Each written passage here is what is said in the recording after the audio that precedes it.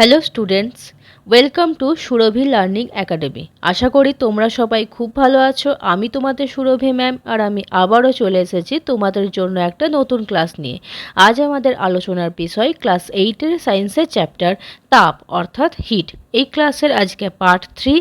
আমরা আজকে মেঘ, শিশির, কুয়াশা, ধোঁয়াশা, তাপের প্রবাহর বিভিন্ন পদ্ধতি যেমন পরিবহন, পরিচলন, বিকিরণ এছাড়াও থার্মোফ্লাক্সের গঠন সম্পর্কে আলোচনা করব।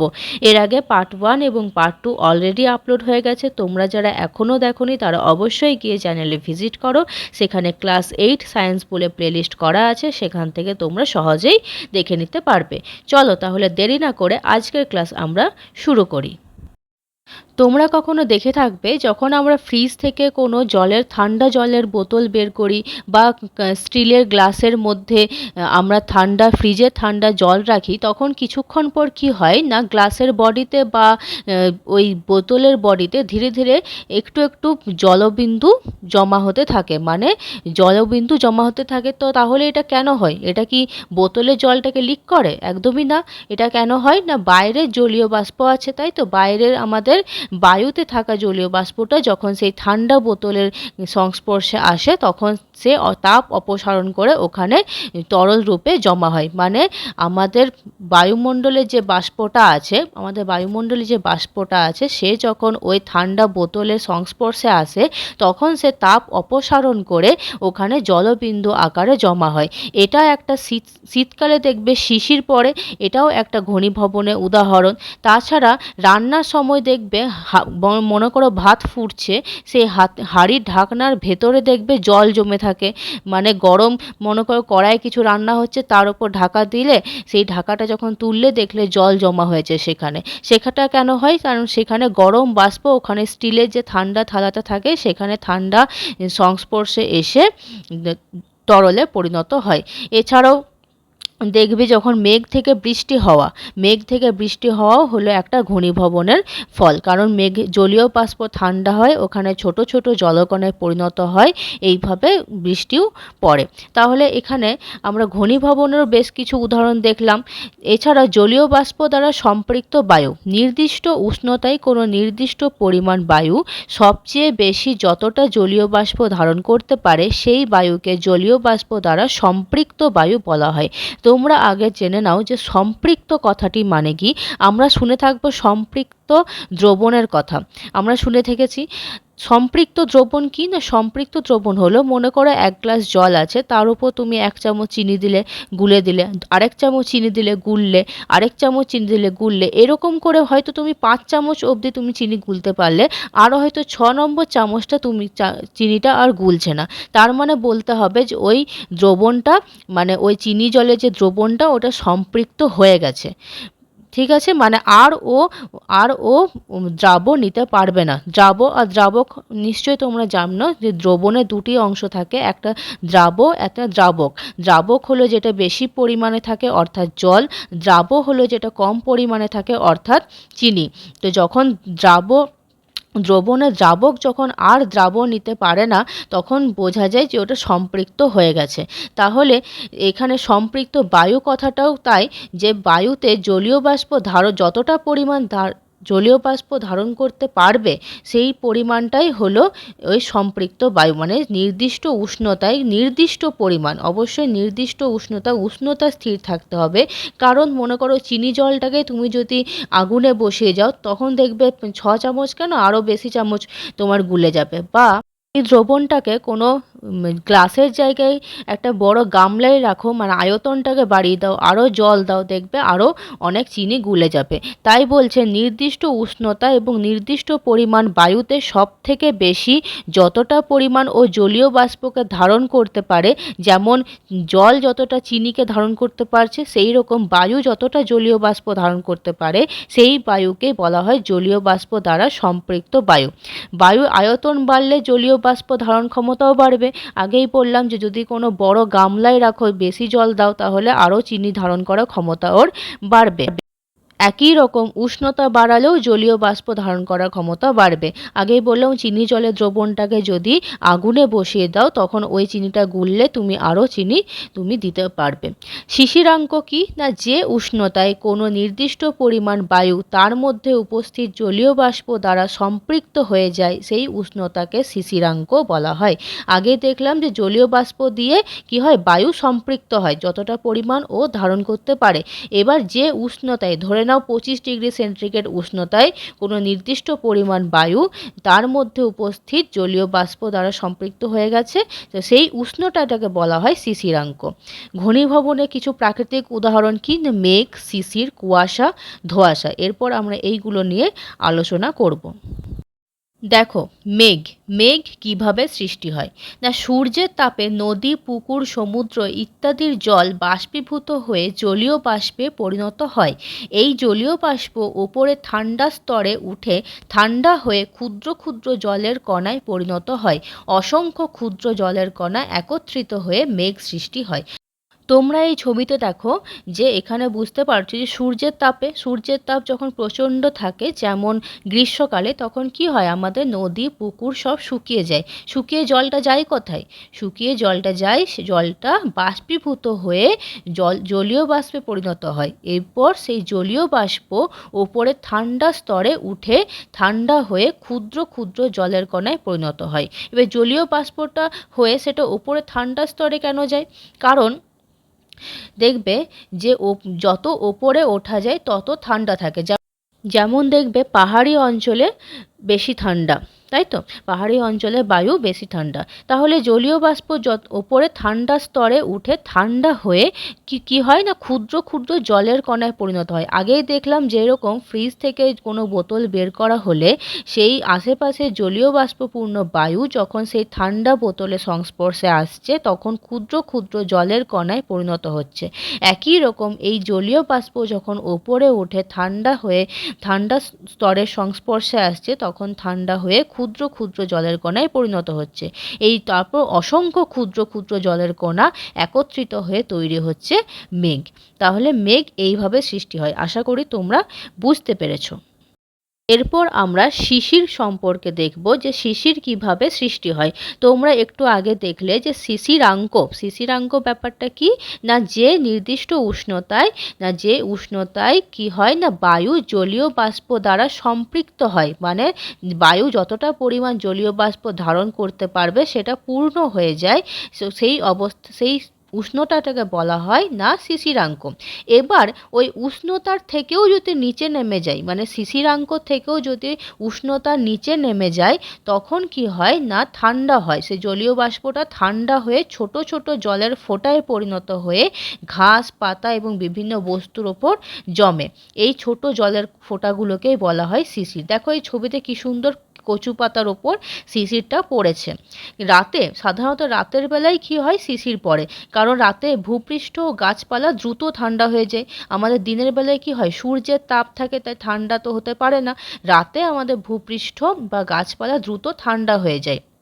তখন কি হয়, যে বাতাসে যে জলীয় বাষ্পগুলো থাকে সেগুলো ঠান্ডা হয়ে ছোট ছোট জলের ফোঁটায় পরিণত হয় এবং পাতা এবং বিভিন্ন বস্তুর ওপর জমে। এই ছোট জলের ফোঁটাকেই বলা হয় শিশির। কিন্তু ভালো শিশির জমার শর্ত আছে কয়েকটা। কি না, আকাশ পরিষ্কার থাকতে হবে অবশ্যই। যদি আকাশ মেঘে ঢাকা থাকে তাহলে কিন্তু শিশির পড়বে না, কারণ ভূপৃষ্ঠ দ্রুত ঠান্ডা হবে না। আকাশে যদি মেঘ থাকে তখন নিচের আমাদের যে গরম বায়ুটা সেটা উপরে উঠতে পারবে না। কি হয় না, আমাদের নিচের যে স্তরের যে ভূপৃষ্ঠের কাছাকাছি যে বায়ুটা থাকে সেটা যখন গরম হয়ে যায়, এবারে গরম হলে মানে বায়ু উত্তপ্ত হলে তার ঘনত্ব কমে যায়, আর ঘনত্ব কমে গেলে সে হালকা হয়ে যায়। এরপর সে কি হয়, হালকা জিনিস কি হয়, ওপরে উঠে যায়, ভেসে যায়। তখন আমাদের নিচের যে ভূপৃষ্ঠে সংলগ্ন যে বায়ুটা থাকে জলটা উত্তপ্ত হলে তার ঘনত্ব কমে যায়, এরপর সে হালকা হয়ে উপরে উঠে যায়। এবারে ওপরে উঠে গেলে নিচের জায়গাটা কি ফাঁকা থাকবে? একদমই না। তখন ওপর থেকে ঠান্ডা বাতাসটা আমাদের ওই জায়গাটা কভার করে, মানে নিচের ভূপৃষ্ঠের সংলগ্ন জায়গাটা কভার করে। তো এবার ভাবো, এবার যদি মেঘ থাকে আকাশে তখন কি হয়, ভূপৃষ্ঠ আর তখন দ্রুত ঠান্ডা হতে পারবে না, ওপর থেকে ঠান্ডা বাতাসটা আসতে পারবে না, এই বাতাসটা উপরে উঠতে পারবে না। তাহলে আকাশ পরিষ্কার থাকতে হবে শিশির হওয়ার জন্য। বাতাসে যথেষ্ট জলীয় বাষ্প থাকতে হবে, বাতাসে আর্দ্রতা বেশি হলে বেশি শিশির জমে।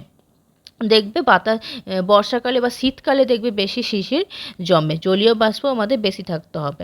বাতাস শান্ত বা ধীর গতি হতে হবে, অবশ্যই শান্ত বাতাস হতে পারে। ঝড় যদি হয় তাহলে তো আর শিশির পড়বে না।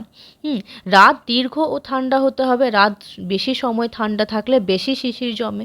এছাড়াও ভূপৃষ্ঠ দ্রুত তাপ হারাতে হবে ঘাস পাতা ইত্যাদির উপর সহজে শিশির জমার জন্য। তাহলে ভূপৃষ্ঠ থেকে যদি দ্রুত তাপটা চলে যায়, মানে দ্রুত যদি ঠান্ডা হয় তাহলে শিশির ভালো জমবে। এরপর দেখব কুয়াশা এবং ধোঁয়াশা কিভাবে সৃষ্টি হয়। কুয়াশা এবং ধোঁয়াশা, ছবিগুলো দেখতে পাচ্ছ। কুয়াশা সাধারণত গ্রামাঞ্চলে যেখানে দূষণ কম সেই সব অঞ্চলে আমরা কুয়াশা দেখতে পাই, এবং শহরাঞ্চলে যেখানে কলকারখানার বা শিল্পাঞ্চলে ধোঁয়া বেশি সেখানে কি হয়, ধোঁয়া এবং কুয়াশা মিশ্রণ ঘটিয়ে তৈরি হয় ধোঁয়াশা। কুয়াশা কিভাবে সৃষ্টি হয় না, শীতকালে ভূপৃষ্ঠের কাছাকাছি বায়ু খুব ঠান্ডা হয়ে গেলে বাতাসে থাকা জলীয় বাষ্প ঘনীভূত হয়ে অসংখ্য ক্ষুদ্র জলকণায় পরিণত হয়। এই ক্ষুদ্র জলকণাগুলি বাতাসে ভেসে থাকলে কুয়াশার সৃষ্টি হয়। তাহলে শীতকালে কি হয় না, ভূপৃষ্ঠের সংলগ্ন মানে ভূপৃষ্ঠের কাছাকাছি যে বায়ুগুলো থাকে তারা ঠান্ডা হয়ে যায়। কি বললাম, ঠান্ডা হলেই, বায়ু ঠান্ডা হলেই সেখানে কি হয়, ঘনীভূত হয়ে যায়, মানে ঘনীভূত হওয়া মানে অসংখ্য ক্ষুদ্র ক্ষুদ্র জলকণায় পরিণত হয়। এরপর সেই ক্ষুদ্র জলকণাগুলি বাতাসে ভেসে থাকে, সেই ভেসে থাকা সেই অবস্থাটাকে বলা হয় কুয়াশা। আমরা দেখবে শীতকালে কুয়াশা দেখতে পাই। এরপর ধোঁয়াশা কি, ধোঁয়াশা মানে হলো ধোঁয়া প্লাস কুয়াশা মিলে তৈরি হয়েছে ধোঁয়াশা। ধোঁয়াশা সাধারণত দেখতে পাওয়া যায় শহরাঞ্চলে, বড় বড় শহরে বা শিল্পাঞ্চলে, যেখানে বিভিন্ন কলকারখানা থাকে সেখান থেকে কি হয়, নির্গত হয় দূষিত বায়ু, এবং সেই দূষিত বায়ুতে ধুলো ছাড়াও থাকে কার্বন, সালফার ইত্যাদি কণা। এছাড়া কলকারখানা থেকে নির্গত ধোঁয়াও বায়ুতে মেশে, ফলে এই সব অঞ্চলে কুয়াশা হলে তা ধোঁয়ার সঙ্গে মিশে ধোঁয়াশা সৃষ্টি হয়। কারণ শহরাঞ্চলে কি হয়, বড় বড় গাড়ি চলে, বড় বড় শিল্পাঞ্চল, কলকারখানা এইসব থাকে। এবারে যাদের ধোঁয়া আমাদের স্বাস্থ্যের পক্ষে ক্ষতিকর, কিন্তু সেই বায়ুতে সেই ধোঁয়া কি সর্বদা মিশে থাকে। এবার সেই ধোঁয়ার সাথে যদি কুয়াশা মিশ্রণ ঘটে তখন তৈরি হয় ধোঁয়াশা। কুয়াশা কিন্তু ভালো, কুয়াশা কিন্তু তোমাদের শরীরে কোনো ক্ষতি করবে না, কিন্তু ধোঁয়া যেরকম শরীরে ক্ষতি করে একই রকম ধোঁয়াশাটাও শরীরে ক্ষতি করে। ধোঁয়াশা হলে চারিদিকটা ঢেকে যায়, পুরো কিছু দেখা যায় না, মানে সামনের মানুষকেও দেখতে পাওয়া যায় না, এরকম অবস্থা হয়। এরপর দেখব তাপ সঞ্চালন। এটা একটা পুরোপুরি অন্যরকম টপিক, সেটা হচ্ছে তাপ সঞ্চালন। মানে আমরা সবাই জানি যে তাপ উষ্ণ বস্তু থেকে শীতল বস্তুর দিকে প্রবাহ হয়, আর এই প্রবাহকেই বলা হয় তাপ সঞ্চালন। তবে এই প্রবাহ 3 রকমভাবে হয়: পরিবহন, পরিচলন, বিকিরণ। এই 3 রকম পদ্ধতিতে তাপ সঞ্চালন হয়।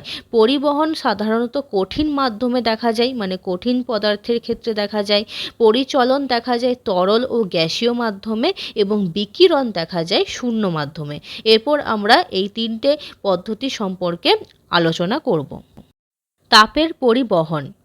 তাপের পরিবহনটা বোঝার আগে তোমরা ধরো, মনে করো এরকম একটা আগুনে মোমবাতি জ্বালিয়েছো, এরপর একটা লোহার দণ্ডকে একটা আগুনের ওই প্রান্তে ধরলে, আর তুমি এই প্রান্তে ধরে আছো পুরো ছবির মতো, তাহলে কি কিছুক্ষণ পর তোমার হাতে গরম লাগবে না? লাগবে, তাই তো? কারণ তখন কি হচ্ছে না, তাপটা উষ্ণ স্থান থেকে, মানে যেখানে মোমবাতির আগুনটা লাগানো হয়েছে সেই স্থান থেকে ধীরে ধীরে শীতল স্থানে, অর্থাৎ যেখানে তুমি ধরে আছো সেখানে প্রবাহটা হচ্ছে। তাহলে তাপ কি হচ্ছে না, কোনো পদার্থের অণুগুলি নিজেদের স্থান পরিবর্তন না করে, এবার এখানে অণু ব্যাপারটা কোথা থেকে আসছে, দেখো নিচে দেখা একটা ছবি দেওয়া আছে, বেশ ছোট ছোট বল বল টাইপের দেওয়া আছে, ওগুলো ধরে নাও এক একটা অণু, যেটা হলো কঠিন কঠিন পদার্থের অণুগুলো। এবার তোমরা জেনে রাখবে যে তোমাদের জানা উচিত যে কঠিন পদার্থের অণুগুলো একে অপরে পুরো গা ঘেঁষে ঘেঁষে থাকে, মানে এইরকমভাবে কনজেস্টেড থাকে, একে অপরে গা ঘেঁষে থাকে এবং তরল পদার্থের অণুগুলি এর থেকে একটু ফাঁকা ফাঁকাভাবে থাকে অণুগুলি, এবং গ্যাসীয় পদার্থের অণুগুলি আরও ফাঁকা ফাঁকাভাবে থাকে। কিন্তু কঠিন পদার্থের অণুগুলি একে অপরের এরকম গা ঘেঁষে থাকে এবং সবসময় ওরা কন্টিনিউয়াসলি কাঁপে। ঠিক আছে, সবসময় ওরা কন্টিনিউয়াসলি ধীরে ধীরে ধীরে ধীরে কাঁপে। এবারে কাঁপছে, এবারে যখন আমরা দিচ্ছি, মানে গরম করছি, এখানে তাপ দিচ্ছি, তখন কি হচ্ছে, যে অংশটা মানে যে অণুগুলো প্রথমে মনে করো যেখানে মোমবাতিটা দেওয়া আছে সেইখানের অণুগুলো প্রথমে তাপটা পাবে, এরপর তাপ পেয়ে ওরা আরও জোরে জোরে কাঁপতে শুরু করবে। এবার জোরে জোরে যখন কাঁপতে শুরু করবে তখন তার সাইডে যে আছে, মনে করো তোমরা একটা লাইনে দাঁড়িয়েছো 10 জন, হ্যাঁ, তুমি কাঁপছো, তুমি যদি জোরে জোরে কাঁপো তাহলে তোমার পাশে যে থাকবে সেও একটা ধাক্কা খাবে। এরপর যখন তার পাশের অণুগুলো ধাক্কা খাচ্ছে সেও জোরে জোরে কাঁপছে, এরপর যখন তার পাশের অণুগুলো ধাক্কা খাচ্ছে সেও জোরে জোরে কাঁপছে। এরপর এইরকম করে কাঁপতে কাঁপতে মানে অর্থাৎ কাঁপছে মানে কি, মানে উষ্ণতাটা মানে গরম যে তাপটা সেটা ধীরে ধীরে এক স্থান থেকে আরেক স্থানের দিকে যাচ্ছে। এরপর তুমি যেখানে ধরে আছো সেইখানে অণুগুলি অবধি যখন তাপটা পৌঁছাবে, তখন মানে অণুগুলি যখন কাঁপবে জোরে জোরে, তার মানে ওখানে অবধি তাপটা পৌঁছে গেছে, তখন তোমার হাতে গরমটা লাগবে। তাহলে কিন্তু এক্ষেত্রে কি হয়, এক্ষেত্রে অণুগুলো কোনো স্থান পরিবর্তন করে না, মানে ওরা নিজেদের স্থানেই ওরা কাঁপবে কিন্তু কোনো স্থান পরিবর্তন করবে না। মানে প্রথমে যে অণুটা গরমটা নিচ্ছে সে হেঁটে হেঁটে গিয়ে তোমার ঠান্ডা অংশ গিয়ে অণুকে দেবে না, ও কেঁপে যাবে, কাঁপতে কাঁপতে ধীরে ধীরে ধীরে এক অণু থেকে আরেক অণু এরকম করে করে ওই ঠান্ডা অংশ অবধি কি পৌঁছাবে, তাপটা পৌঁছাবে। তাহলে কোনো পদার্থে অণুগুলি নিজেদের স্থান পরিবর্তন না করে গরম অংশ থেকে ঠান্ডা অংশে তাপ সঞ্চালিত হওয়ার প্রক্রিয়াকে বলা হয় তাপের পরিবহন। তাহলে তোমরা বুঝতে পারছো যে এই ছবিটা দেখে বা এই কোনো কঠিন পদার্থের অণুগুলি কি হয় না, কম্পনের মাধ্যমে একে অপরকে তাপ সঞ্চালন করে। তাহলে তাপ পরিবহনের কিছু বৈশিষ্ট্য আছে, কীরকম না, তাপ উচ্চ উষ্ণতা থেকে নিম্ন উষ্ণতার দিকে প্রবাহিত হয়। এটা তোমরা জানো যে তাপ উচ্চ উষ্ণতা থেকে নিম্ন উষ্ণতার দিকে প্রবাহিত হচ্ছে। তাপের পরিবহনে পদার্থের অণুগুলি স্থান পরিবর্তন করে না।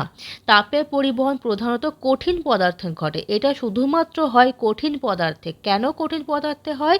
কারণ কঠিন পদার্থের অণুগুলোই একে অপরের গা ঘেঁষে থাকে। এছাড়াও ধাতু তাপের ভালো পরিবাহক। এইখানে যদি লোহার দণ্ডের জায়গায় যদি কোনো কাঠের দণ্ড নেওয়া হতো তাহলে কি এই কাজটা হতো, মানে তাপের পরিবহন হতো? হতো না, কাঠটা কী হতো, পুড়ে যেত। কারণ তাপের কুপরিবাহী হলো কাঠ। কাঠ, প্লাস্টিক, কাগজ এগুলো কি তাপ বহন করতে পারে না, এরা তাপের কুপরিবাহী। এই ক্ষেত্রে দরকার তাপের সুপরিবাহী। ঠিক আছে, যেমন লোহা, তামা, হ্যাঁ, অ্যালুমিনিয়াম এগুলো কি তাপের সুপরিবাহী। তাহলে তাপ পরিবহনের জন্য ধাতু যে ভালো পরিবাহক হতে পারে। এরপর আমরা দেখব তাপের পরিচলন। তাপের পরিচলন শুধুমাত্র তরল ও গ্যাসীয় পদার্থের ক্ষেত্রেই আমরা দেখতে পারি। কেন? কারণ তরল ও গ্যাসীয় পদার্থের কণাগুলি নিজেদের স্থান পরিবর্তন করে। নিজেদের স্থান পরিবর্তন করে গরম অংশ থেকে ঠান্ডা অংশে তাপ সঞ্চালন করে। যখন মনে করো একটা হাঁড়িতে গরম জল বসানো আছে, কীরকমভাবে পুরো জলটা গরম হয় তোমরা জানো? মনে করো একটা হাঁড়িতে বা এখানে দেখো সসপ্যানে একটা কি বসানো আছে, গরম জল বসানো আছে আগুনের ওপর। তো প্রথমে কোন অংশটা গরম হবে? প্রথমে যে একদম নিচের অংশটা গরম হবে, যেটা দেখো লাল করা আছে, যেটা আগুনের কাছে আছে, সেই অংশটা প্রথমে গরম হবে। আর আমরা একটু আগে দেখলাম যে যখন নিচের অংশের যখন বায়ু আমাদের গরম হয়ে যাচ্ছে তখন তার ঘনত্ব কমে যাচ্ছে, এবং ঘনত্ব কমে গেলে কি হচ্ছে, সে হালকা হয়ে যাচ্ছে এবং হালকা হয়ে ওপরে উঠছে। তরল পদার্থের ক্ষেত্রেও একই ব্যাপার ঘটছে। তরল পদার্থে দেখো যে অংশটা গরম হয়ে যাচ্ছে, মানে নিচের অংশটা, সেটা যখন গরম হচ্ছে তখন তার ঘনত্ব কমে যাচ্ছে, আর ঘনত্ব কমে গেলে সে হালকা হয়ে যাচ্ছে, এবং হালকা হয়ে যাওয়ার ফলে সে উপরে উঠে যাচ্ছে। এবারে উপরে উঠে গেলে নিচের অংশটা কে ফিল আপ করবে? নিচের অংশটা করছে তার নিচে ওপরের ঠান্ডা জলটা এসে নিচে আসছে। তাহলে এখানে দেখো কি হচ্ছে, তার নিচের গরম জলটা ওপরে উঠছে আর ওপরে ঠান্ডা জলটা নিচে নামছে, নিচের গরম জলটা ওপরে উঠছে, ওপরে ঠান্ডা জলটা নিচে নামছে, এই রকমভাবে পুরো সমগ্র জলটা গরম হচ্ছে। তাহলে এখানে কি হচ্ছে, এখানে স্থান পরিবর্তন করছে। কঠিন পদার্থের ক্ষেত্রে অর্থাৎ তাপের পরিবহনে আমরা দেখেছিলাম যে স্থান পরিবর্তন করছে না কণাগুলো, কিন্তু এখানে কি হচ্ছে, স্থান পরিবর্তন করছে। নিচের গরম জলটা ওপরে উঠছে এবং ওপরে ঠান্ডা জলটা ভারী, যেহেতু ওর ঘনত্ব কম তাই ও ভারী, অর্থাৎ ঘনত্ব বেশি তাই ও ভারী, এবং সে কোথায় আসছে, নিচে আসছে। তাহলে এটা হলো তাপের পরিচলন। তো তাপের পরিচলনের কি বৈশিষ্ট্য, না তাপের পরিচলন শুধুমাত্র তরল ও গ্যাসের মাধ্যমে ঘটে। পরিচলনে পদার্থের কণাগুলি স্থান পরিবর্তন করে, গরম অংশের কণা ওপরে ওঠে এবং ঠান্ডা অংশের কণা নিচে নামে। পরিচলনের মাধ্যমে এক স্থান থেকে অন্য স্থানে তাপ সঞ্চালিত হয়। তাহলে এখানে এটা হলো তাপ পরিচলনের ঘটনা। এরপর দেখব তাপের বিকিরণ। বিকিরণ অর্থাৎ সূর্য থেকে যে পদ্ধতিতে তাপ আমাদের পৃথিবীতে এসে পৌঁছায়, এটাই হলো তাপের বিকিরণের উদাহরণ। এই পদ্ধতিতে কি হয়, কোনো তাপের মাধ্যম লাগে না। শূন্য মাধ্যমে কি হয় না, সূর্যের তাপ তরঙ্গের মাধ্যমে পৃথিবীতে এসে পৌঁছাচ্ছে। অর্থাৎ কোনো মাধ্যমের সাহায্য ছাড়াই তরঙ্গের মাধ্যমে এক স্থান থেকে অন্য স্থানে তাপ সঞ্চালিত হওয়ার প্রক্রিয়াকে বলা হয় তাপের বিকিরণ। তাপের বিকিরণে কি বৈশিষ্ট্য আছে না, কোনো পদার্থের মাধ্যম লাগে না, শূন্য স্থানে অর্থাৎ মহাশূন্যে তাপ সঞ্চালিত হতে পারে, এটি সরল রেখায় সব দিকে ছড়িয়ে পড়ে, সব ধরনের বস্তু থেকে তাপ বিকিরিত হয়। সব ধরনের বস্তু থেকে তাপ বিকিরিত হয় মানে বলতে চেয়েছে, এখানে দেখো আরেকটা উদাহরণ দেওয়া আছে, আগুন। এখানে দেখো কাঠ জ্বালিয়ে আগুন ধরিয়েছে, দিয়ে একটা লোক কি হচ্ছে না, মানে আগুন পোহাচ্ছে, যে আগুন পোহায় শীতকালে সেরকম আগুন পোহাচ্ছে। আগুন থেকে কি হচ্ছে, কোনো মাধ্যম ছাড়াই তাপ ওই মানুষটার শরীরে এসে পড়ছে। তাহলে এটাও একটা বিকিরণের উদাহরণ। তাহলে এটা হলো তাপের বিকিরণ। এরপর আমরা দেখব থার্মোফ্ল্যাক্সের গঠন ও কাজ। থার্মোফ্ল্যাক্স তোমরা সবাই দেখেছো। থার্মোফ্ল্যাক্স এমনভাবে তৈরি করা হয় যাতে ভেতরের গরম বা ঠান্ডা বস্তু দীর্ঘ সময় একই তাপমাত্রায় থাকে। এর প্রতিটা অংশ তাপের বিকিরণ, পরিবহন এবং পরিচলন কমাতে সাহায্য করে। দেখো যে থার্মোফ্ল্যাক্সের একদম যে ভেতরের অংশ, যেখানে আমরা গরম বা ঠান্ডা বস্তুটা রাখি, মানে ধরো গরম চা বা ঠান্ডা জল রাখি, সেটা একটা কাচের পাত্র। দেখো এখানে দ্বিস্তর একটা কাচের পাত্র থাকে, দুটো স্তরের একটা কাচের পাত্র থাকে। সেখানে কি হয় না, ওই গরম বা ঠান্ডা বস্তুটা রাখা হয়। কেন ওখানে কাচের পাত্রই রাখা হয়েছে, কারণ ওখানে কাচ কুপরিবাহী, কাচ তাপের কুপরিবাহী, তাই সহজে তাপ বাইরে বা ভেতরে যেতে পারে না। কারণ কাচ তাপ পরিবহন করে না, তাই ভেতরে যেই বস্তুটা রাখা হয়েছে গরম বা ঠান্ডা, তার তাপটা কাচ পরিবহন করতে পারবে না, তাই ওখানে ওটা কাচের পাত্র রাখা হয়েছে। এরপর দেখো নেক্সট যে স্তরটা দেওয়া আছে সেটা হচ্ছে ভ্যাকুয়াম স্তর অর্থাৎ শূন্যস্থান। এটা কি আছে, এটা দুই পাত্রের মাঝের অংশ বায়ুশূন্য রাখা হয়। এটি তাপের পরিচলন ও পরিবহন প্রায় বন্ধ করে।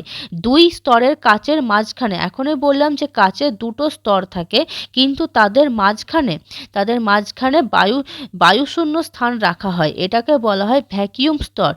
সেখানে কি হয় না, সেখানে বায়ু না থাকায় সেখানে পরিবহন ও পরিচলনের মাধ্যমে তাপ চলাচল করতে পারে না। ফলে তাপের অপচয় অনেক কম হয়। এরপর দেখো যে রূপোলি যে প্রলেপ দেওয়া থাকে, দেখবে যে থার্মোফ্ল্যাক্সে দেখবে রূপোলি প্রলেপ দেওয়া থাকে, ধাতব আবরণ যেটা আছে, যেটা বাহ্যিক অংশ, সেখানে সাধারণত স্টেনলেস স্টিল বা ধাতু দিয়ে তৈরি হয়। এটি পাত্রকে মজবুত রাখে এবং বাইরের তাপ ভেতরে আসতে দেয় না, এবং একদম তলদেশে কি হয়, পাত্রকে স্থিতিশীল রাখে এবং আঘাত থেকে রক্ষা করে। তলদেশে দেখবে একটা স্প্রিং লাগানো থাকে, থার্মোফ্ল্যাক্সের একদম তলে একটা স্প্রিং লাগানো থাকে, যাতে আমরা যদি কোনো জোরে কোথাও থার্মোফ্ল্যাক্সটা নামিয়েও দিই বা কিছু, সেটা কি হয়, সেই আঘাত থেকে রক্ষা করে তাকে। এরপর ঢাকনার দিকে এসো। ঢাকনা, ঢাকনা দেখবে দুটো অংশ থাকে, একটা হচ্ছে কর্ক বা স্টপার, এটি দিয়ে মুখ বন্ধ করলে তাপ বের হতে পারে না। মুখে কর্ক বা প্লাস্টিকের ছিপি লাগানো থাকে। আর তোমরা জানো যে প্লাস্টিক তাপের কুপরিবাহী, কারণ প্লাস্টিকও তাপ বহন করতে পারে না। তাহলে বাতাস ঢোকা বা বের হওয়া বন্ধ করে, পরিচলন কমায়। কর্ক নিজেও একটা তাপের কুপরিবাহী, যেহেতু ওখানে প্লাস্টিকের একটা কর্ক বা স্টপার লাগানো থাকে, তাহলে সেও তাপ পরিবহন করে না। তাহলে থার্মোফ্লাস্কের গঠনটা এমনভাবে বানানো হয়েছে যার ওপরে স্টপার থেকে শুরু করে বাইরের যে আবরণ, অর্থাৎ উপরে স্টপারে প্লাস্টিক যে তাপ পরিবহন করে না, বা যেটা তৈরি সেটা কাচের স্তর দিয়ে তৈরি, দুটো কাচের স্তর, যে তাপ পরিবহন করে না। তাহলে কোনো দিক থেকে তাপ বেরোবার কোনো রাস্তা এখানে রাখে না, এবং বাইরের যে ধাতব আবরণটা আছে সেও কোনো বাইরের তাপকে ভেতরে ঢুকতে দেয় না। তাহলে এইভাবে বেশিক্ষণ গরম বা ঠান্ডা রাখা যায়। এরপর দেখো থার্মোফ্লাস্কের বেশ কিছু বৈশিষ্ট্য আছে, যেমন তাপ পরিবহন রোধ করে, গরম বা ঠান্ডা বস্তু দীর্ঘক্ষণ একই তাপমাত্রায় থাকে, ভ্রমণ, হাসপাতাল, ল্যাবরেটরি ইত্যাদিতে এই থার্মোফ্লাস্ক আমরা ব্যবহার করতে পারি। তাহলে আজ আমরা অনেক কিছু নিয়ে আলোচনা করলাম, মেঘ, শিশির, কুয়াশা, ধোঁয়াশা, থার্মোফ্লাস্ক, এছাড়াও পরিবহন, পরিচালন, বিকিরণ পদ্ধতি সম্পর্কে। আজ আমাদের তাপ অধ্যায় আজকেই লাস্ট পার্ট ছিল। এরপর আমরা পরবর্তী ক্লাসে নতুন কোনো অধ্যায় সম্পর্কে আলোচনা করব। তোমাদের যদি এই ক্লাসটা ভালো লেগে থাকে তাহলে অবশ্যই লাইক অ্যান্ড সাবস্ক্রাইব করবে। তোমরা যদি আমার পাশে থাকো তাহলে এইভাবেই আরও নিত্য নতুন ক্লাস আনার আমি উৎসাহ পাবো। তোমরা আমার পাশে থেকো, এবং আজকের মতো এই অবধি তোমরা সবাই ভালো থেকো।